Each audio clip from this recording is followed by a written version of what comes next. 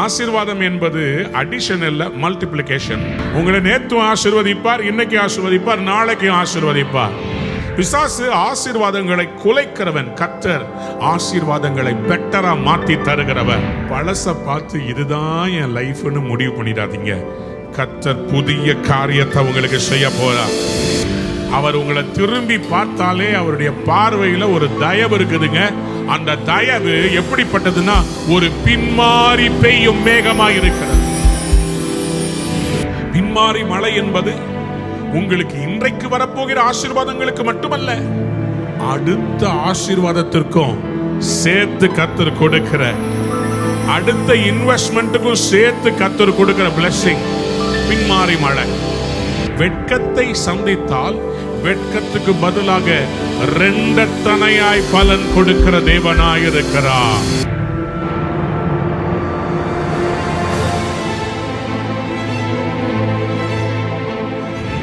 எசேக்கியேல் 36 அதிகாரம் 11 வசனத்திற்கு நம்முடைய கவனத்தை திருப்புவோம். எசேக்கியேல் 36:11. உங்கள் மேல் மனுஷரையும் மிருக ஜீவன்களையும் பெருகி பழுகும்படி வர்த்திக்க பண்ணுவேன். I will increase the number of people and animals living on you.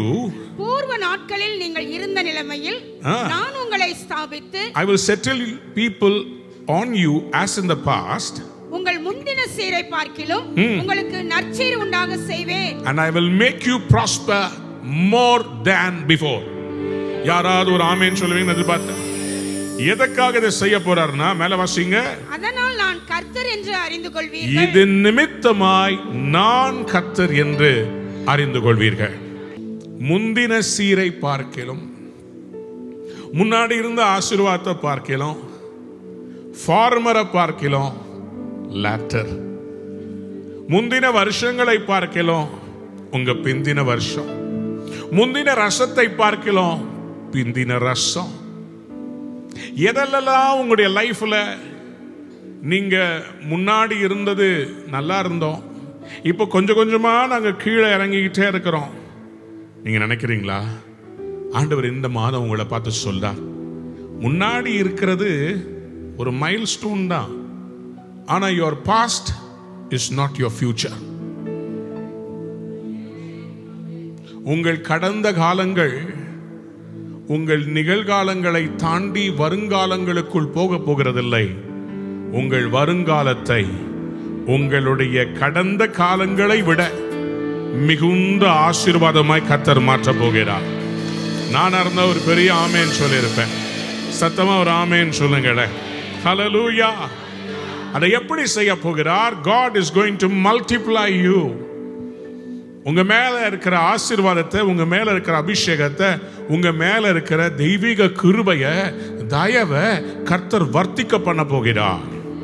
ஆசீர்வாதம் என்பது அடிஷன் இல்ல, மல்டிப்ளிகேஷன். எதையெல்லாம் நீங்க போன சீசன் மிஸ் பண்ணீங்களோ கர்த்தர் சீக்கிரமா அதை நிறைவேற்ற போறார். இனிமேல் டேட்டு தள்ளி போகாது. இனிமேல் நீங்க வச்சிருந்த அந்த டேட்டு, நீங்க எதையெல்லாம் எதிர்பார்த்தீங்களோ அதையெல்லாம் மிஸ் பண்ண விட மாட்டார். கட்டாயம் நடக்க போகுது. முன்னாடி உங்களுக்கு ஒரு பலன் இருந்துச்சு, அதை விட பலன் கர்த்தர் இன்னும் கூட்டி தர போறார். முன்னாடி உங்களுக்கு ஐஸ்வர்யம் இருந்துச்சு, அதை விட கர்த்தர் ஐஸ்வர்யத்தை கூட்டி தர போகிறார். முன்னாடி உங்களுக்கு சில ஆசீர்வாதங்கள் இருந்தது, அதை விட கர்த்தர் உங்களுக்கு ஆசீர்வாதங்களை செழிப்பை தர போகிறார். நீங்க சொல்றீங்க 2012-13 நாங்க எவ்வளோ காசு வச்சிருந்தோம் தெரியுமா, எவ்வளோ நல்லா இருந்தோம் தெரியுமா, இப்போ பார்த்தீங்கன்னா எப்படியோ ஓடுது பிரதர், அவ்வளோதான், 50 வயசு கிட்ட வந்துட்டேன், இதுக்கு மேலே என்ன? இதுக்கு மேலே நம்ம தமிழில் ஒரு பழமொழி சொல்லுவாங்க, கழுதை தேஞ்சு கட்டெரும்பா போன கதை. ஆண்டவர் உங்களை கட்டெரும்பா விட மாட்டாரு. கழுதையிலிருந்து கர்த்தர் அடுத்தது உங்களை ஏர் உழுகிற எருதுகளா மாறிச்ச செய்வார தவிர உங்களை கீழே கொண்டு போக மாட்டார். ஏன்னா நம்முடைய தேவன் அவர் முந்தினவரும் பிந்தினவருமாயிருக்கிறவர். யாராவது ஒரு அல்லேலூயா சொல்றீங்களா? உங்களை நேத்து ஆசீர்வதிப்பார், இன்னைக்கு ஆசீர்வதிப்பார், நாளைக்கு ஆசீர்வதிப்பார். உங்கள் ஆசீர்வாதங்களை வர்த்திக்க பண்ணுகிறவர் தேவனாகிய கர்த்தர் ஒருவரே. வெளிப்படுத்தல் 22:13 நான் அல்பாவும் ஒமேகாவும் ஆதியும் அந்தமும் முந்தினவரும் பிந்தினவருமாயிருக்கிறேன். தம்பி, நீங்க இன்னைக்கு வீக்கா இருக்கலாம், இதுக்கு மேல நான் இன்னும் வீக்கா போவேன்னு எதிர்பார்க்காதீங்க. Speak against it. Speak against your situation. நான் இன்னும் பலப்படுவேன்னு சொல்லுங்க, நான் இன்னும் எழும்புவேன்னு சொல்லுங்க, நான் இன்னும் பிரகாசிப்பேன்னு சொல்லுங்க, நான் இன்னும் கனி கொடுப்பேன்னு சொல்லுங்க. Never accept defeat. நீங்க பழைய காலத்திலேயே வாழ்றது எப்படி இருக்குன்னா, ரியர் வியூ மிரரையே பார்த்துட்டு வண்டி ஓட்டுற மாதிரி. ரியர் வியூ மிரரை பார்த்துக்கிட்டே வண்டியை ஓட்டக்கூடாது, விண்ட்ஷீல்டை பார்த்து போகணும். உங்க முன்னாடி கர்த்தர் பெரிய காரியத்தை வைத்திருக்கிறார். எத்தனை பேர் ஆமேன்னு சொல்ல விரும்புறீங்க? ஆமா, உங்களை ஏமாத்தினாங்க, ஆமா உங்களுக்கு தோல்வி வந்தது, ஆமா உங்களுக்கு சில பலவீனங்கள் வந்தது உண்மைதான், ஆமா உங்களுக்கு சில தலைகுடிவுகள் வந்தது உண்மைதான். ஆனால் அதிலேயே கர்த்தர் உங்களை விடமாட்டார். ஆண்டவர் உங்கள் சூழ்நிலையை மாற்றுகிற தேவனாக இருக்கிறார். உங்களுக்காக அவர் ஆயத்தம் பண்ண வச்சதை உங்களுக்கு தராம வேற யாருக்கு தர போறாருங்க?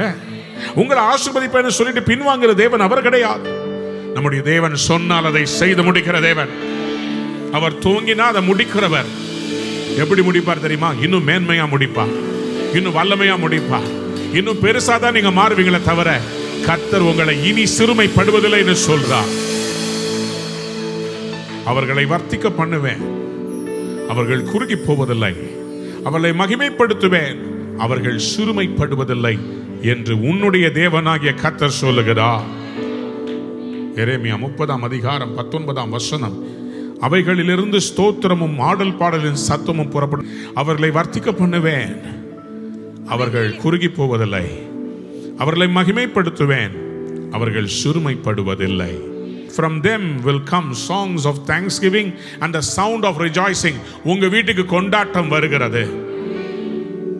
கர்த்தர் சொல்றார், உங்க முந்தின சீரை பார்க்கிறோம்.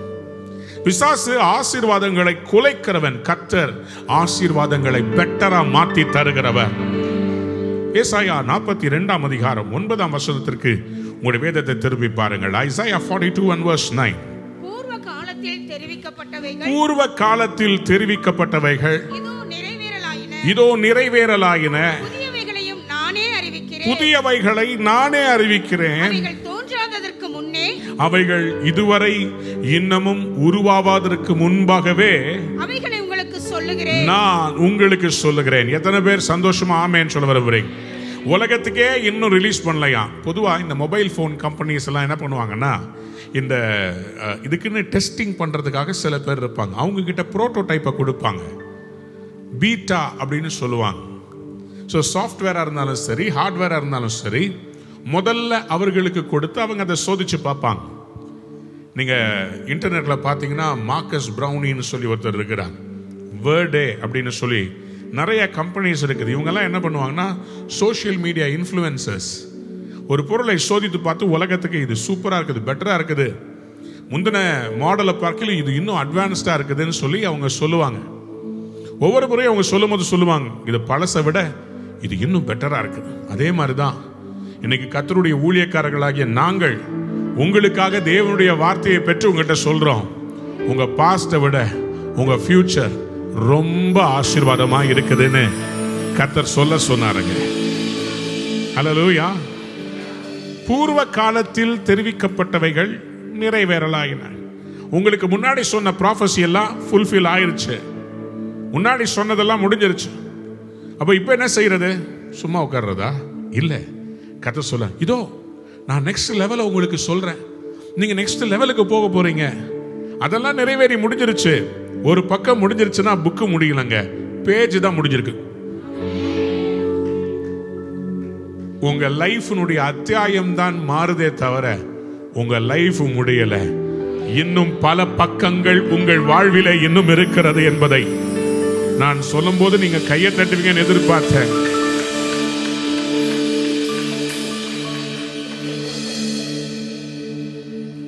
நீங்க ஃபார்மர், இது பெட்டர், அதான் பெட்டர் நினைச்சீங்கன்னா கர்த்தர் சொல்றார், ஃபார்மரை விட எப்போதுமே லேட்டர் வந்து better.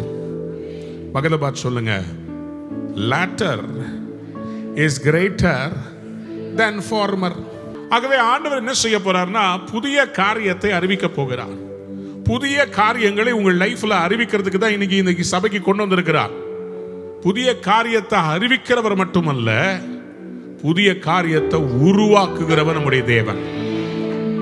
He is not just the one who declares it. He is the one who creates new things. Creates new things. ஏசாயா தீர்க்கதரிசன புஸ்தகம் 43ஆம் அதிகாரம் 19ஆம் வசனத்தை வாசிப்பு 18ஆம் வசனத்தில் வாசிங்க. முந்தினவைகளை நினைக்க வேண்டாம். நீ இனிமேல் முன்னாடி இருந்ததை நினைக்காதப்பா. பூர்வமானவைகளை சிந்திக்க அட வேண்டாம். முன்னாடி இருக்கிறத சிந்திக்க வேண்டாம். இதோ நான் புதிய காரியத்தை செய்கிறேன். ஏன்னா அதை விட பெட்டரா நான் ஒரு புதிய காரியத்தை நான் செய்ய போறேன், நான் உருவாக்க போறேன். இப்பொழுதே அது இப்பொழுதே பிப்ரவரி மாசமே தோன்றும். நீங்கள் அதை அறியீர்களா? நீங்க அது தெரியாதா உங்களுக்கு? நான் வனாந்தரத்திலே வழியையும், நான் வனாந்தரமான இடத்துல ஒரு வழியை உண்டாக்குகிறவன். அவாந்தர வெளியிலே ஆறுகளையும் உண்டாக்குவேன். நான் அவாந்தர வெளிகளிலே ஆறுகளை உண்டாக்குகிறவன். யாராவது ஒரு ஆமென் சொல்லுங்களேன். ஹல்லேலூயா. I prophesy new beginnings for you. புதிய வழிகளை கர்த்தர் திறந்து கொடுக்க போறார். உங்களுக்கு ஒரு வழி தான் தெரியும், கர்த்தருக்கு 777 வழி தெரியும். உங்களுக்கு ஒரு வாசல் தான் தெரியும், கர்த்தருக்கு 777 வாசல்கள் தெரியும். அவர் இல்லாதவைகளை இருக்கிறவைகளை போல அழைக்கிறவருங்க. அவர் தான் சொல்றார், முந்தினதை நினைத்து நீ சோர்ந்து போயிடாத. முந்தின உன்னுடைய வாழ்க்கை, சில பேர் உங்களை விட்டு கடந்து போயிருக்கலாம். சில காரியங்கள் உங்கள் கைகளை விட்டு நழுவி போயிருக்கலாம். என் லைஃப்ல இதுக்கு மேல ஒரு சந்தோஷம் இருக்குன்னு கர்த்தர் சொல்றார். ஏன்னா உங்க ஃபார்மரை விட உங்க லேட்டர் இஸ் கிரேட்டர். உங்க முந்தின வாழ்க்கையை விட, அன்பார்ந்த பிள்ளைகளை, ஆண்டவர் புதுசா உருவாக்குகிறவர். சரித்திரத்தில் நீங்க பாத்தீங்கன்னா சில பேர் நினைச்சுக்கிட்டாங்க இதுக்கு மேல புதுசா ஒண்ணுமே வராதுன்னு நினைச்சாங்களாம். சரித்திரத்துல இருந்து சில காரியங்களை சொல்றேன் பாருங்களேன். 1920ஆம் வருடம் ஜனவரி 13ஆம் தேதி நியூயார்க் டைம்ஸ்ல எழுதப்பட்டது, rocket will never be able to leave the earth's atmosphere. ஒரு ராக்கெட் வானில பிளேன் பறக்கலாமே தவிர ராக்கெட்டால இந்த கிராவிடேஷனல் புவியீர்ப்பு சக்தியை தாண்டி வெளியே போகவே முடியாதுன்னு 1920ல சொன்னாங்களாம். இன்னைக்கு ராக்கெட்டை சர்ரு சருன்னு ஒரு கண்ட்ரி அனுப்பிட்டே இருக்கு. பக்கத்தில் பார்த்து சொல்லுங்க, அசால்ட்டா செய்யறாங்க. 1909ஆம் வருஷம் ஜனவரி 2ஆம் தேதி சயின்டிபிக் அமெரிக்கன்ற பத்திரிகையில் எழுதுறாங்களாம், ஆட்டோமொபைல், அதாவது இந்த car, automobile has practically reached the limit of its development. During the past year, no improvements of a radical nature have been introduced. எப்போ என்ஜின் எல்லாம் டம்மு டும்முன்னு சத்தம் போட்டுக்கிட்டு கரியை துப்பிக்கிட்டு போன அந்த காலத்தில் 1909 சொன்னாங்களாம், இதுக்கு மேலே ஆட்டோமொபைலில் கண்டுபிடிக்கிறதுக்குன்னு ஒன்றுமே இல்லைன்னு சொல்லி அவங்கள கொஞ்சம் எப்படியாவது கூட்டிட்டு வந்து இன்னைக்கு இருக்கிற செல்ஃப் டிரைவன் எலக்ட்ரிக் கார் அமெரிக்காவில் போயிட்டு இருக்குதான் தெரியுமா? கார் திறக்கும், நீங்க பக்கத்துல போனீங்கன்னா கார் திறக்கிறது, உள்ளே ஏறி உட்கார்ந்தா டிரைவரை காணும். ஸோ அந்த நாட்கள்ல 1909 நினைச்சுக்கிட்டாங்களாம் இதுக்கு மேல ஆட்டோமொபைல்ல ஒண்ணுமே கண்டுபிடிக்கிறது இல்லை. கென் ஆல்சன் அப்படின்னு சொல்லி president and chairman, founder of digital equipment corporation, அவர் சொன்னாராம், there is no reason for any individual to have a computer in his home. வீட்டில் கம்ப்யூட்டர் வைக்க ஒரு பிரயோஜனமும் கிடையாது. ஆஃபீஸில் கம்ப்யூட்டர் இருக்கிறது ஓகே, வீட்டுக்கு கம்ப்யூட்டர் தேவையில்லைன்னு சொன்னாங்களாம். இன்னைக்கு ஒவ்வொருவர் கையிலையும் ஒரு மொபைல் ஃபோனு, ஒரு கம்ப்யூட்டரு. இப்போ எனக்கு நல்லா ஞாபகம் இருக்குது, 1988-9 என் ஸ்கூல்ல கம்ப்யூட்டர்னு ஒன்று கொண்டு போய் காமிச்சாங்க. அந்த கம்ப்யூட்டரை பார்க்கறதுக்கு நாங்கெல்லாம் ஒரே கம்ப்யூட்டரை பார்க்கறதுக்கு லைன் கட்டி எங்களை எல்லாம் மூஞ்சி கழுவிட்டு வாங்க, எல்லாரும் போங்க, மூஞ்சி கழுவிட்டு வந்து சோப் போட்டு கழுவிட்டு வாங்க. அந்த பிறகு எல்லாரும் சாக்ஸ் அவுருங்க, சாக்ஸ் அவுத்தா ஒரே நாத்தம், எல்லாரும் சாக்ஸ் அவுத்தோன்னு திருப்பி போய் கழுவிட்டு வாங்க. காலெல்லாம் கழுவிட்டு எல்லாம் லைன்ல நின்று உள்ள போய் கம்ப்யூட்டரை வந்து கம்ப்யூட்டர் ஆன் பண்றாங்க. அதுக்கு டிஸ்கா போடணும், பூட் பண்றதுக்கு டிஸ்க் போடணும். ஒவ்வொரு டிஸ்கா போட்டா கம்ப்யூட்டர் ஆன் ஆகல. அப்புறம் எங்களை பார்த்து சொன்னாங்க, இதுதான் கம்ப்யூட்டர். அப்படின்னு சொல்லி கொண்டு வந்து கிளாஸ்ல விட்டாங்க. அப்படி இருந்த காலம். நாங்க அப்ப நினைச்சுக்கிட்டோம், கம்ப்யூட்டர்ன்றது நம்ம லைஃப்ல வாங்க முடியுமா? நம்ம ஸ்கூலுக்கே ஒரே கம்ப்யூட்டர் தானே வாங்கியிருக்கிறாங்க. இன்னைக்கு அசால்ட்டா நீங்க யூடியூப்ல பாத்தீங்கன்னா ஜஸ்ட் 5,000 rupees லேப்டாப்பையும் கம்ப்யூட்டரையும் வித்துட்டு இருக்கிறாங்க. சின்ன சின்ன பசங்க ஒரு விரல் கிருஷ்ணாராவ் மாதிரி கையில ஒத்த விரலை வச்சுட்டு, சின்ன பிள்ளைங்க, பால் குடிக்கிற பிள்ளைங்க கூட கம்ப்யூட்டர் ஆப்ரேட் பண்ணிட்டு இருக்குது. எவ்வளோ அட்வான்ஸ்டா போயிருச்சு. அடுத்த கம்ப்யூட்டர்லாம் உங்க பாடியிலே வைக்க போறாங்களாம். நியூரா லிங்க்னு எலான் மஸ்க் ஒரு கம்ப்யூட்டரை கண்டுபிடிச்சிருக்கிறார். சிப்பை கொண்டு வந்து பிரெயின்ல இன்டகிரேட் பண்ணிடுறாங்க. நீங்க என்ன சொல்றீங்களோ அது நடக்கும். நீங்க என்ன பார்க்கணும்னு விரும்புறீங்களோ அது அப்படியே உங்களுக்கு முன்னாடி ஸ்கிரீன்ல. ஆப்பிள்ல விஷன் ப்ரோன்னு சொல்லி ஒரு கம்ப்யூட்டரை ஒரு புதுசா ஒன்று கண்டுபிடிச்சிருக்கிறாங்க. ஆர்டிஃபிஷியல் இன்டெலிஜென்ஸோட அந்த கண்ணாடியில் நீங்க எதை பார்க்க விரும்புறீங்களோ உங்க மைண்ட்ல இமேஜினேஷன் அதெல்லாம் கொண்டு வர முடியும். இதெல்லாம் பாருங்க, எல்லாம் மாறிக்கிட்டே வருது. பக்கத்து பச்சவங்க எல்லாமே மாறுது. அல்லேலூயா. ட்ரெஸ்ஸிங் எப்படி மாறிடுச்சு பார்த்தீங்களா? அன்னைக்கு ஒரு பையன் கிழிஞ்ச ஜீன்ஸ் போட்டு வரான். எனக்கு ரொம்ப பரிதாபம் ஆயிடுச்சு. நான் அவனை பார்த்து கேட்டேன், உனக்கு நல்ல ஜீன்ஸ் வாங்கி தருவா? அன்னை இது ஸ்டைலுன்றான். நாங்களாம் சின்ன வயசுல கிழிஞ்ச ஜீன்ஸ் போட்டிருந்தோன்னா எங்க அப்பா எங்களை போட்டு அடின்னு பின்னுவாரு. இப்போ என்னடான்னா எல்லாருமே கிழிஞ்ச ஜீன்ஸோட என் பக்கத்தில் இருக்கிற பையன் சொல்ற, என் மானத்தை வாங்காதப்பா, தயவு செய்து நீ கொஞ்சம் நல்ல ட்ரெஸ்ஸை வாங்கி போடு. காலம் எப்படி மாறிச்சு பாருங்க. எல்லாமே மாறிக்கிட்டே வருகிறது. அப்புறம் போயிங்க பண்ண Boeing first flight 247 twin engine plane 10 பேர் தான் அதில் போக முடியும். அதை கட்டி முடிச்சு சொன்னாங்களாம், they will never be a bigger plane built. எவ்வளோ? 10 பேரை வச்சுக்கிட்டேன். இன்னைக்கு 700 பேர் போற போயிங் 777 கண்டம் விட்டு கண்டம் பாயுது. அமெரிக்காவில இருந்து ஆஸ்திரேலியா போறதுக்கு பிளேன் கண்டுபிடிச்சிருக்கிறான். நான் உங்களுக்கு ஒண்ணு சொல்றேன், பழச பார்த்து இதுதான் என் லைஃப்னு முடிவு பண்ணிடாதீங்க. கர்த்தர் புதிய காரியத்தை உங்களுக்கு செய்ய போறார். யாராவது ஒரு பெரிய அல்லேலூயா சொல்றீங்களா? சத்தமா அல்லேலூயா சொல்றீங்களா? உங்கள் அடிமைத்தன வாழ்க்கை இன்றையோடு முடிகிறது. இந்த மாதத்தோட நீங்க எகிப்தில் அடிமையா இருப்பதில்லை. கர்த்தர் உங்களை கானானுக்கு அழைக்கிறார். நீங்கள் அடிமையா இருந்த நாட்கள் முடிகிறது. எங்கேயோ ஒரு இடத்துல அடிமையா சிக்கி கொண்டிருந்தீங்க. கர்த்தர் இந்த மாசம் அநேகரை சொந்தமா பிசினஸ் பண்ணும்படி உயர்த்த போகிறார். ஏசாயா 65:17 வாசிங்க. இதோ நான் புதிய வானத்தையும் புதிய பூமியையும் சிருஷ்டிக்கிறேன். Isaiah 65:17 See, I will create new heavens and a new earth. முந்தினவைகளிலே நினைக்கப்படுவதும் இல்லை. Former things will not be remembered. மனதிலே தோன்றுவதும் இல்லை. அது இனிமேல் உங்க மனசுல தோன்றுவதே இல்லை. ஏன்னா நான் என்ன பண்ண போறேன்? புதிய வானத்தை புதிய பூமியை உங்க லைஃப்ல கர்த்தர் இந்த புதுசா கொண்டு வரணும்னா ஒன்று செய்யணும். நல்லா புரிஞ்சுக்கோங்க, உங்க லைஃப்ல ஒரு மழை வரப்போகுது. உங்க லைஃப்ல ஒரு மழை வரப்போகுது. யாராவது ஒரு ஆமேன்னு சொல்லு. பக்கத்துல பார்த்து சொல்லுங்க, மழை வருது. மழை என்பது ஒரு ஆசீர்வாதத்தின் அடையாளம். சில பேருடைய வாழ்க்கை வறண்டு போனதுக்கு காரணம் உங்க லைஃப்ல ஒரு மழை இல்லை. மழை என்பது தேவனுடைய தயவுக்கு அடையாளமாக இருக்கிறது. எழுதி கொள்ளுங்க, rain is a symbol of God's favor. ராஜாவின் முகக்களையில் ஜீவன் இருக்கும், அவருடைய தயவோ பின்மாறி பெய்கிற மேகத்தை போல் இருக்கும்.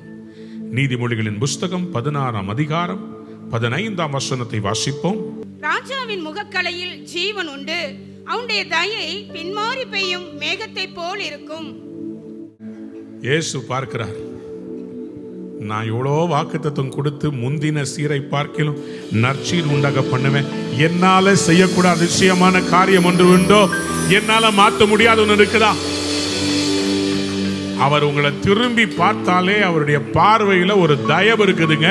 அந்த தயவு எப்படிப்பட்டதுன்னா ஒரு பின்மாறி பெய்யும் மேகமாக இருக்கிறது. சம்மர்ல வர்ற மழைக்கும் விண்டர்ல வர்ற மழைக்கும் டிஃபரன்ஸ் இருக்குது. சம்மர்ல வர்ற மழை வெளிச்சமா இருக்கும், ஆனா மழை பெய்யும். வின்டர்ல வர்ற மழை வெளிச்சமாலாம் இருந்து மழை பெய்யாது. சும்மா அப்படியே மூடிக்கிட்டு கரு கரு மேகங்களோட வானம் அப்படியே பின்மாறிய பொழிஞ்சு முடிச்சிடும். ஆண்டவர் உங்களுக்கு சொல்றாரு, நான் பின்மாறி மழைய உங்க மேல ஊற்ற போகிறேன். இஸ்ரவேல்ல இருக்கிற அவருடைய வேளாண்மை, the agriculture of Israel is dependent on 2 seasons. March ஏப்ரல்ல ஒரு முன்மாறி வரும், செப்டம்பர் அக்டோபர்ல அவங்களுக்கு பின்மாறி ஆரம்பிக்கும், டிசம்பர் வரைக்கும் போகும். இந்த முன்மாறியும் பின்மாறியும் அவங்களுடைய வேளாண்மைக்கு மிக முக்கியமானது. பயிர் ஆரம்பிக்கும் போது விதை விதைப்பதற்கு முன்மாதிரி, பயிர் கதிர்களாக நிற்கும் போது அதை அறுவடை செய்வதற்கு பின்மாறி. இந்த பின்மாறி அந்த பயிரில் இருக்கிற அந்த கதிர்களை அது காற்றிலே பறக்கடித்து விடாதபடி அதை இன்டாக்டா அந்த ஸ்டாக் பிடிச்சுக்கிறதுக்காக, அது கெட்டு போகாம அதை காப்பாற்றுகிறது பின்மாறி. பின்மாறி மழை என்பது உங்களுக்கு இன்றைக்கு வரப்போகிற ஆசீர்வாதங்களுக்கு மட்டுமல்ல, அடுத்த ஆசீர்வாதத்திற்கும் சேர்த்து கர்த்தர் கொடுக்கிற, அடுத்த இன்வெஸ்ட்மெண்ட்டுக்கும் சேர்த்து கர்த்தர் கொடுக்கிற பிளெஸிங் பின்மாறி மழை. இப்போ நான் தீர்க்க தரிசனமா சொல்றேன், இந்த வருஷம் கர்த்தர் உங்களுக்கு முன்மாறியும் தர போறார், பின்மாறியும் சேர்த்து கொடுக்க போகிறார். யோவேல் தீர்க்க தரிசன புஸ்தகம் 2ஆம் அதிகாரம் 23ஆம் வசனத்தை வாசிக்கலாமா? சீயோன் குமாரரே, சீயோன் குமாரரே, உங்கள் தேவனாகிய கர்த்தருக்குள் மகிழ்ந்து களிகூருங்கள். தேவனாகிய கர்த்தருக்குள் மகிழ்ந்து களிகூருங்கள். அவர் தக்கபடி உங்களுக்கு முன்மாரியை அவர் தக்கபடி உங்களுக்கு முன்மாரியையும் பின்மாரியையும் ஏற்கனவே வர்ஷிக்க பண்ணுவார். அவர் ஏற்கனவே உங்களுக்கு வர்ஷிக்க. அப்படின்னா என்ன அர்த்தம்னா, ஆண்டவர் உங்களுக்கு முன்மாரியையும் பின்மாரியையும் ஏற்கனவே உங்களுக்கு உண்டாக்கிட்டாராம். சொல்லுங்க ஆமென். பக்கத்துல பார்த்து சொல்லுங்களேன், முன்மாரியும் பின்மாரியும். அதனாலதான் சொல்றேன், உங்க ஃபார்மரை விட உங்க லேட்டர் ரொம்ப ஆசீர்வாதமா இருக்க போகுது. உங்க முன்மாறி பொய்த்து போயிருக்கலாம், உங்களுக்கு ஒரு பின்மாறி மழை வருது. மறுபடியும் சொல்றேன், மழைனா உங்களுடைய மலையை செழிக்க செய்ய போகிறார். மழை உங்கள் மலையை செழிக்க செய்யும். எசேக்கியேல் 34:26 சொல்லுகிறது, நான் அவர்களையும் மேட்டின் சுற்றுப்புறங்களையும் என் மேட்டின் சுற்றுப்புறங்களையும் ஆசீர்வாதமாக்கி ஏற்ற காலத்திலே மழையை பெய்ய பண்ணுவேன். ஆசீர்வாதமான மழை பெய்யும். I will make them and the places surrounding my hill a blessing. I will send down showers in season. உங்க பேங்க் அக்கவுண்ட ஒரு பின்மாறி மழை நினைக்க போகிறது. உங்க வீட்டை ஒரு பின்மாறி மழை நினைக்க போகிறது. மலட்டு கற்பங்களை ஒரு பின்மாறி மழை நினைக்க போகிறது. எத்தனை பேர் ஆமென் சொல்ல விரும்புறீங்க? ஆண்டவர் சொல்றார், பின்மாறி காலத்து மழைக்காக வேண்டிக் கொள்ளுங்கள். Are you praying for the latter rain? ஜெபிக்காவிட்டால் இந்த மாதம் ஜெபிப்பதற்கு உங்களுடைய இதயத்தை திருப்புங்கள். February 14th இருந்து நம்முடைய 40 days fasting prayer ஆரம்பிக்க போறோம். இந்த 40 daysல உங்க ஃபார்மரை கர்த்தர் மாத்தி உங்க லேட்டரை ஆசீர்வாதமா கொண்டு வர போகிறார். எத்தனை பேர் ஆமென் சொல்ல விரும்புறீங்க? Are you excited for a next season of change? சகரியா 10ஆம் அதிகாரம் 1ஆம் வசனத்தை வாசித்து பாருங்கள். பின்மாறி காலத்து மழையை கர்த்தரிடத்தில் வேண்டிக் கொள்ளுங்கள். சரி, அப்படி வேண்டிக் கொண்ட என்ன செய்வாராம்? அப்பொழுது கர்த்தர் மின்னல்களை உண்டாக்கி வயல்வெளியில் அவரவருக்கு பயிர் உண்டாக அவர்களுக்கு மழையை கட்டளையிடுவார். அப்புறம் சுரூபங்கள் அபத்தமானதை சொல்லிட்டு குறி சொல்லுகிறவர்கள் பொய்யை தரித்தார்கள். சரி, சொப்பனக்காரர் வீணானதை சொல்லி வியர்த்தமானதை தேற்றரவு பண்ணினார்கள்.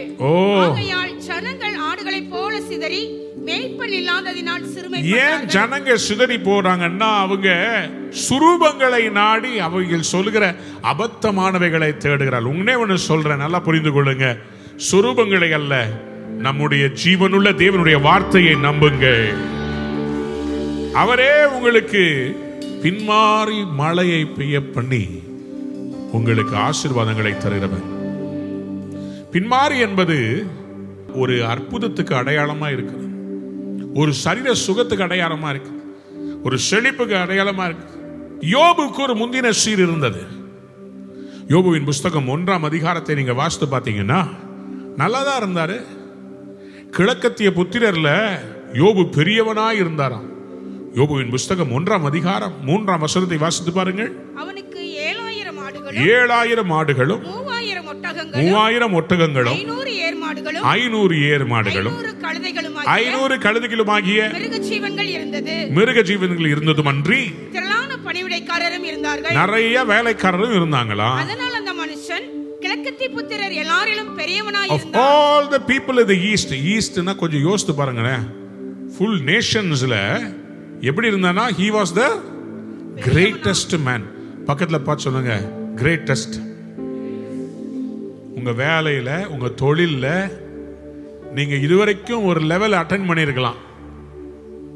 ஆனா அந்த லெவல்ல நீங்க சந்தோஷப்பட்டுக்கிட்டு இதுக்கு மேல எல்லாம் டவுன்வர்ட் ட்ரெண்ட் நினைச்சீங்கன்னா கர்த்தர் உங்களை பார்த்து சொல்றார். ஒரு விடுகதை ஒன்று பண்ணுவாங்க, பார்த்துருக்கீங்களா?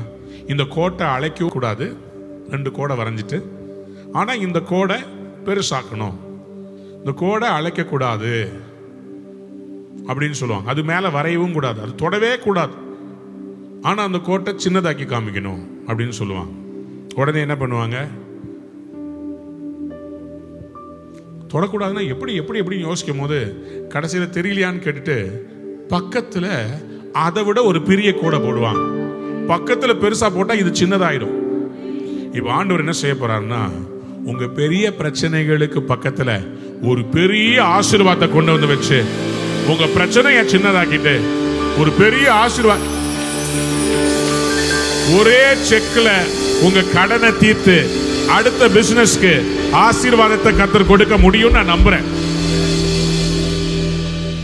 கிழக்கத்திய புத்திரர்ல பெரியவரா இருந்தார். நல்லா கவனிச்சுக்கோங்க, அந்த அண்டர்லைன் பண்ணிக்கோங்க. 7000 ஆடுகள், 7000 sheep, 3000 camels, 500 ox, 500 donkeys. சரியா? இது எல்லாம் இருக்குது. ஆனா யோபுவுக்கு ஒரு பெரிய இடி. என்ன பிரச்சனை? திடீர்னு ஒரு காற்று வருது, பிள்ளைகள்லாம் செத்து போறாங்க, அப்புறம் எதிரிகள் வர்றாங்க, அவருடைய ஆசீர்வாதத்தெல்லாம் கொள்ளையடிச்சிட்டு போயிடுறாங்க. யோபுவுக்கு பயங்கர பிரச்சனை. யோபு 1ஆம் அதிகாரத்துல 17ஆம் வருஷத்தை வாசித்து பாத்தீங்கன்னா லைனா ஒருவனா வந்து சொல்றான், இது மாதிரி ஆச்சு, அது மாதிரி ஆச்சு, இது மாதிரி ஆச்சுன்னு எல்லாத்தையும் சொல்லிக்கிட்டே இருக்கிறான். ஆனா யோபு பாத்தீங்கன்னா இவர் வாயில பாவமே செய்யறையா. ஏன் பாவம் செய்யலன்னா, யோபுக்கு ஒரே ஒரு உள் உணர்வுல ஒரு நம்பிக்கை இருந்தது.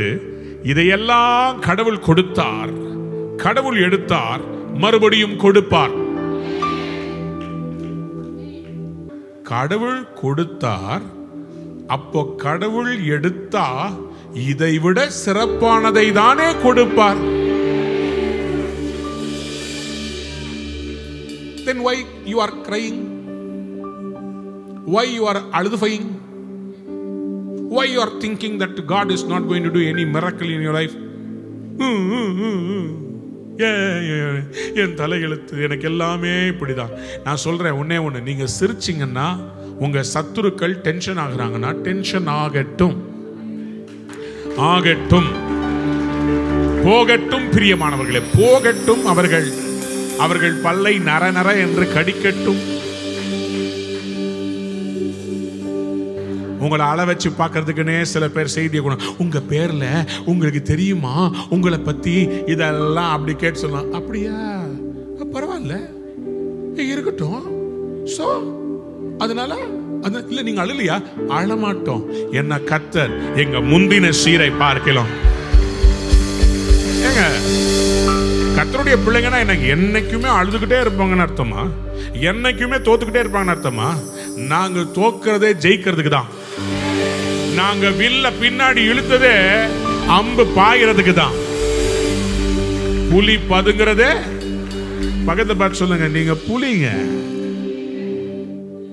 உங்களை கர்த்தர் ஆசீர்வாதமா வைக்க போறாருங்க. உங்க துக்க நாட்கள் முடிந்து போகிறது. யோபுவுக்கு இருந்ததெல்லாம் நோட் பண்ணிக்கிட்டீங்கல்ல. யோபுவை கர்த்தர் கைவிடல, கைக்குள்ளேயே வச்சு சோதிச்சு காமிச்சார். பிசாசு சொன்னார், என்ன வேணா பண்ணிக்கலாம், சாயத்தை ஜீவனத்தோட அவனுக்கு அதிகாரம், எதை வேணா எடுத்து பாடுறா. டேய், என் பிள்ளை என்ன மறுதலிக்க மாட்டா, என் மகன் என்ன மறுதலிக்க மாட்டா, என்ன வேணா பண்ணி பாரு, என்ன வேணா செஞ்சு பாரு. என் மக அவ ஆலயத்துக்கு வருவா, அவ ரூவாவுக்கு வருவா, அவ சாட்சி சொல்லுவா, நீ என்ன வேணா செஞ்சு பாரு. பக்கத்தை பார்த்து சொல்லுங்க, அசைக்க முடியாது. அப்புறம் ஏன் why crying? Last week you cried, no? In the bed. போதும் பாப்பா, ஏத்துக்காங்கப்பா, ஏத்துக்காங்க. Why you crying? எப்பொழுதெல்லாம் என் லைஃப்ல இதான் லெவல்னும் போது, போன வாரம் கர்த்தர் கூட்டிட்டு போய் நவாப்பூர்ல லைட்டை தாண்டி, போட்ட லைட்டை தாண்டி கூட்டம் நின்னுச்சு. பயங்கர கூட்டம். கர்த்தர் சொன்னார், யாரையும் பார்க்காதப்பா, என்ன மட்டும் பார், நான் உங்களை பெரிய ஜாதியாக்குவேன், உங்க மூலமா நான் செய்ய போற காரியம் பயங்கரமா இருக்கும். எல்லாத்திலையும் யோபு ஒன்னே ஒன்னு சொன்னார், கர்த்தர் கொடுத்தார், கர்த்தர் எடுத்தார், கர்த்தருடைய நாமத்துக்கு எல்லாரும் சொல்லுங்க, கர்த்தர் நல்லவர், அவர் கிருபை என்றும் உள்ளது, கர்த்தருடைய நாமத்துக்கு.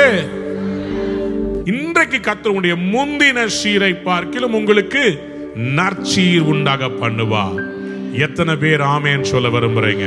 ஆமென்.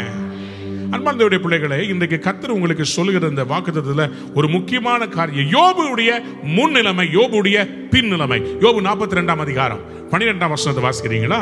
கர்த்தர் யோபின் முன்னிலைமையை கர்த்தர் யோபின் முன்னிலைமையை பார்க்கிறோம், அவன் பின்னிலைமையை ஆசீர்வதித்தார், அவன் பின்னிலைமையை ஆசீர்வதித்தார். 14,000 ஆடுகளும் 14,000 ஆடுகளும் 6,000 ஒட்டகங்களும் 1000 ஏர் மாடுகளும் 1000 கழுதைகளும் அவனுக்கு உண்டாயின. பக்கத்தை பார்த்து சொல்லுங்களேன், டபுள் ஆக போகுது. நம்ம ஆண்டவர் சுரண்டல் லாட்டரி நடத்துறவர் இல்ல. நம்ம ஆண்டவர் உங்களுக்கு இந்த போன்ல இந்த MLM நடத்துறவர் இல்ல. இது கொடுத்தீங்கன்னா உங்களுக்கு டபுள் ஆகும்னு சொல்றவர் இல்ல. அவர் என்ன தெரியுமா பண்ணுவாரு? வெட்கத்தை சந்தித்தால் வெட்கத்துக்கு பதிலாக 2 தனையாய் பலன் கொடுக்கிற தேவனாய் இருக்கிறார். யாராவது ஒரு ஆமென் சொல்லுங்க. அல்லேலூயா. வெட்கத்தை சந்திச்சீங்களா? ஏசாயா 61 அதிகாரம் 7 வசனம் சொல்லுங்க, உன் வெட்கத்துக்கு பதிலாக 2 தனையாய் பலன் வரும், லட்சைக்கு பதிலாக தங்கள் பாகத்திலே சந்தோஷப்படுவார்கள். உங்க லைஃப்ல வெட்கத்தை அனுபவிச்சீங்கன்னா ஆண்டவர் உங்களுக்கு ரெட்டிப்பான நன்மையை தரப்போகிறார். If you have experienced failures, double promotion வரப்போகுதுங்க. மைனஸ்ல போயிருந்தீங்கன்னா கர்த்தர் அதை டபுளா மாத்த போறார். உங்க பேங்க் பேலன்ஸை மாத்த போறார். சொல்லுங்க ஆமென். குழந்தை இல்லாம இருக்கிறவங்களுக்கு ட்வின்ஸை கொடுக்க போறார். உங்களுக்கு ரெட்ட குழந்தைகள், பெண் குழந்தைகள் பிறக்க போறாங்க. அவங்க பேர் நீங்க எப்சிபா பியூனான்னு வைக்க போறீங்க. கர்த்தர் உங்களை ஆசீர்வதிப்பாராக. சொல்லுங்க ஆமென். யோபு எப்படி ஆண்டவர் மாத்தினாரு? யோபு 42:12 வாசித்து பாருங்க. கர்த்தர் யோபின் முன்னிலைமையை பார்க்க அவன் பின்னிலைமையை ஆசீர்வதித்தார். 14,000 ஆடுகளும் 6,000 ஒட்டகங்களும் 1000 ஏர் மாடுகளும். 500 எல்லாம் 1000 மாறிடுச்சு, 3000 6000 மாறிடுச்சு, 7000 14,000 மாறிடுச்சு. அன்பார்ந்தவருடைய பிள்ளைகளே, வேதம் அதுக்கு மேல சொல்லுகிறது, அவருக்கு 7 மகன்களும் 3 குமாரத்திகளும். அதுல யூசுவலா பெண் பிள்ளைகள் பேரையே மென்ஷன் பண்ண மாட்டாங்க. ஆனா கர்த்தர் எப்படி மாத்திட்டாருன்னா, யோபுடைய ஆண் பிள்ளைகளை மட்டுமல்ல, பெண் பிள்ளைகளையும் ஆசீர்வதித்து உயர்த்தினார். நான் இயேசுவின் நாமத்தை சொல்றேன், உங்க பெண் பிள்ளைகளை வரப்போகிற ஆண்டுகள்ல கர்த்தர் பயங்கரமா உங்க ஆண் பிள்ளைகளை விட அதிகமா உயர்த்த போறார். சீரியஸா சொல்றேங்க. வர வர பாத்தீங்கன்னா டைனாமிக்ஸே மாறிட்டே வருது. ஆம்பளை பையன்களை அம்மா அம்மாரு ரொம்ப செல்லம் கொடுத்து வளர்றதுனால பாய்ஸ் பாத்தீங்கன்னா ரொம்ப மென்மையா இருக்கிறாங்க. கேர்ள்ஸ் பாத்தீங்கன்னா இப்போ அப்பா மாதிரியே வர்றாங்க. ஏன் இதை சொல்றேன்னா, some of the men are not acting like a men. ஒரு புருஷ லட்சணம்னு ஒன்று வேணும். ஒரு வீட்டில் ஒரு ஹஸ்பண்ட் வந்து சரியா டெசிஷன் மேக்கிங் இல்லாமல் போவார்களானால் பெண்கள் கண்டிப்பாக எடுப்பாங்க. ஏன்னா சரியா இல்லை, அதுல தப்பே கிடையாது. யாரா ஒருத்தவங்க லீடர்ஷிப் எடுக்கணும்ல. கேப்டனே இல்லாத போட்டா போக முடியாதுல்ல. But at the same time you have to understand God has special grace both on the sons and the daughters. ரெண்டு பேரையும் கர்த்தர் உயர்த்த வல்லமை உள்ளவராய் இருக்கிறார். அதுல இந்த காலத்துல பெண்களை விசேஷமாய் கர்த்தரை எடுத்து பயன்படுத்துறதை நான் பார்க்கிறேன். Because they are bold, they are அவங்களுக்குள்ள ஒரு வைராக்கியம் இருக்கிறது, சாதிக்கணும்னு நினைக்கிறான். யோபுக்கு முன்னாடி இருந்த பிள்ளைகளை விட பின்னாடி கர்த்தருடைய பிள்ளைகள் எப்படிப்பட்டவங்களா இருந்தாங்களா தெரியுமா? வேதம் சொல்கிறது, யோபுவினுடைய தேசத்தில் எங்கும் யோபின் குமாரத்திகளை போல சௌந்தரியமான பெண்கள் காணப்படவில்லை. அழகு பெருசு இல்லைங்க, அதுக்கு மேல அவர்கள் தகப்பன் அவர்கள் சகோதரரின் நடுவிலே அவர்களுக்கு சுதந்திரம் கொடுத்தார். எதுக்காக உங்க அப்பா அவங்க சகோதர நடுவிலே சுதந்திரம் கொடுத்தாங்கன்னா, ஏன்னா இந்த பெண்கள் இவங்க ரொம்ப பிசினஸ் ஓரியன்டா ப்ராஃபிட்டபிளா இருந்ததுனால இவங்க கிட்ட கொடுத்தா இவங்க இன்னும் பெருகுவாங்க. நான் விசுவாசிக்கிறேன் அநேகம் பேரை கர்த்தர் அப்படி நம்பி கொடுக்க போகிறா. ஜெமிமா, கெசியா, கேரன், அபூக், இது மாதிரி அவங்க பிள்ளைகளை பயங்கரமா ஆசீர்வதித்தாராம், அவங்களுக்கு சுதந்திரம் கொடுத்தாராம். நான் விசுவாசிக்கிறேன் உங்கள் முந்தின சீரை பார்க்கலாம் உங்களுக்கு நற்சீர் உண்டாக. எதை இழந்தீர்களோ அதுக்கு பதிலா கர்த்தர் பெட்டர் ரீப்ளேஸ்மெண்ட் தர போறாருங்க. கடைசியா ஒன்று சொல்லி முடிக்கிறேன். முந்தின ஆலயத்தின் மகிமையை பார்க்கலாம், பிந்தின ஆலயத்தின் மகிமை பெரியதா இருக்க போகிறது. ஆகாய் 2ஆம் அதிகாரம் 9ஆம் வசனத்துக்கு திருப்புங்கள். ஆகாய் chapter 2 verse 9. முந்தின ஆலயத்தின் மகிமையை பார்க்கலாம், இந்த பிந்தின ஆலயத்தின் மகிமை பெரியதா இருக்கும் என்று சேனைகளின் கர்த்தர் சொல்லுகிறார். இவ்விடத்திலே சமாதானத்தை கட்டளையிடுவேன் என்று சேனைகளின் கர்த்தர் உரைக்கிறார் என்று சொல் என்றார். எத்தனை பேர் விசுவாசிக்கிறீங்க? கர்த்தர் பிந்தின ஆலயத்தின் மகிமையை பெரியதாய் நமக்கு தரப்போகிறார். யாரெல்லாம் ரெடியா இருக்கிறீங்க? முந்தின ஆலயத்தை பார்க்கலும் பிந்தின ஆலயத்தை பார்க்க ரெடியா இருக்கிறவங்க அல்லேலூயா சொல்லுங்க. ஆலயம் கையினால் கட்டப்பட்டது. இப்போ உங்களுக்கு சொல்றேன், உங்களை கர்த்தர் ஆலயமா பார்க்கிறார். உங்களை கர்த்தர் மகிமைப்படுத்த போகிறார். நீங்க தான் மகிமைப்பட போகிற அந்த ஆலயமா இருக்கிறீர்கள். ஆனா இந்த ஆலயத்துக்குள்ள இயேசு இல்லாவிட்டால் இக்கபோத்தாய் மாறி விடுவோம். உடன்படிக்கை பெட்டியாம் இயேசு, உடன்படிக்கை பெட்டி இயேசு. உங்க உள்ளத்துல இயேசு இருக்கிறாரா? உங்க வாழ்க்கையில இயேசு இருக்கிறாரா? இஸ்ரவேல் ஜனங்கள் உடன்படிக்கை பெட்டி வச்சிருந்த போது அவங்க போன இடத்துலதான் ஜெயம். ஆனா உடன்படிக்கை பெட்டி பெலிஸ்தியரால் பிடிக்கப்பட்ட போது ஏலியுடைய குமாரர் ஓப்னி பினேகாஸ் அவங்க நினைச்சாங்க உடன்படிக்கை பெட்டி இருந்தா ஜெயிச்சிருவோம், இருந்தா ஜெயிக்க முடியும். ஆனா அது கிரியை செய்ய வேண்டுமானால் நாம் பரிசுத்தமாய் வாழ வேண்டும். நான் பரிசுத்தமா இல்லாம கர்த்தாவே அற்புதம் செய்யும் எக்ஸாம்ல ஜெபிச்சா மார்க் வராது. உங்க அம்மாவுடைய ஜெபத்தை வச்சு நீங்க ஜெபம் பண்ணி பாஸ் பண்ண முடியாது. உன் ஆலயம் எப்படி இருக்கு? உங்க ஆலயம் எப்படி இருக்கு? எக்ஸாம் எழுத போற பிள்ளைங்க ஒரு நிமிஷம் எழுமினீங்களுங்க. 10th +2 எழுத போறவங்க எல்லாம் இவங்களுக்காக நம்ம எல்லாரும் ஜெபிக்க போறோம். எல்லா கரங்களை நீட்டி ஒருத்தராகிலும் இதுல மார்க் குறைவா எடுக்கக்கூடாது. எல்லாமே பெஸ்டான மார்க்ஸ் எடுக்கணும். பெஸ்டா இவங்க வரணும்னு நான் விசுவாசிக்கிறேன். இவங்களை ஆண்டவர் பிந்தின ஆலயத்தின் மகிமையால் இவங்க இதுவரை எடுத்த மார்க்ஸை விட பெஸ்ட் மார்க்ஸை கத்த தரணும். இயேசுவின் நாமத்திலே உங்களுடைய ஞானத்தால் நிரப்புவீராக. ஆண்டவரே, இவர்கள் சிறந்த மதிப்பெண்களை எடுக்க வேண்டும். இதுவரை இல்லாத ஒரு உயர்வு இவங்களுக்கு கிடைக்க வேண்டும். இவருடைய வாழ்க்கையிலே ஒரு பெரிய உயர்வை கனத்தை நீங்க தரணும். ஆண்டவரே, இவங்களுக்கு மதிப்பெண்கள் இதுவரை இவங்களுடைய எல்லா டெஸ்ட்ல எழுதின மதிப்பெண்களை விட ஆண்டவரே இந்த ஆனுவல் எக்ஸாம்ல ஒரு சிறந்த மதிப்பெண் வர வேண்டும். ஒரு ரெக்கார்ட் பிரேக் ஆக வேண்டும். இவர்களை மனதார ஆசீர்வதிக்கிறேன். இவர்கள் வாழ்க்கையில தவறு செய்திருப்பார்களானால் அதை எல்லாம் மன்னிப்பீராக. இவருடைய பாவங்களை நினையாதிருப்பீராக. இவருடைய குடும்பங்களுக்காக, இவருடைய பெற்றோர் விட்ட கண்ணீரை நிமித்தமா யோபு ஜெபித்த ஜெபத்தை கேட்டு யோபுவினுடைய பிள்ளைகளை நீர் ஆசீர்வதிக்கவில்லையா? அதே போல இவர்களையும் நீர் ஆசீர்வதிப்பீராக. நீர் ஆசீர்வதிக்கிற தெய்வம் அல்லவா? இவர்களை ஆசீர்வதிப்பீராக. நல்ல மதிப்பெண்கள் எடுக்கட்டும், நல்ல கான்சென்ட்ரேட் பண்ணி படிக்கட்டும். இப்பத்துல இருந்து அவங்களுக்கு நல்ல கான்சென்ட்ரேஷன் பவரை தாங்க. செல்போனை ஒதுக்கி வைக்கட்டும், சோசியல் மீடியாவை ஒதுக்கி வைக்கட்டும், சினிமாவை ஒதுக்கி வைக்கட்டும், டெலிவிஷனை ஒதுக்கி வைக்கட்டும், இன்டர்நெட்டை ஒதுக்கி வைக்கட்டும். படிக்கட்டும்பா, நல்ல மதிப்பெண்களை எடுக்கட்டும், தேவனுக்கு சாட்சிகளாய் எழும்பட்டும். அப்படியே நீங்க செய்ய போறதுக்காக உமக்கு நன்றி ராஜா. உங்களுடைய பிள்ளைகளை ஆசீர்வதிக்கிறேன், ஆசீர்வதிக்கிறேன். அன்பான நேயர்களே, இந்நிகழ்ச்சியில் கொடுக்கப்பட்ட வாக்குத்தத்தங்களும் தீர்க்க தரிசன வார்த்தைகளும் உங்களுக்கு ஆசீர்வாதமாய் இருந்திருக்கும் என்று நாங்கள் நம்புகிறோம். நீங்கள் பெற்ற ஆசீர்வாதங்களையும் ஜெப விண்ணப்பங்களையும் மற்றும் உங்கள் காணிக்கைகளையும் அனுப்ப வேண்டிய எங்கள் முகவரி: ரூவா ஊழியங்கள், எண் 82, ஜவஹர்லால் நேரு சாலை, சிம்ஸ் மருத்துவமனை எதிரில், வடபழனி, சென்னை 26. உங்கள் காணிக்கைகளை ஆன்லைன் மூலமாக எளிதாக செலுத்தலாம்.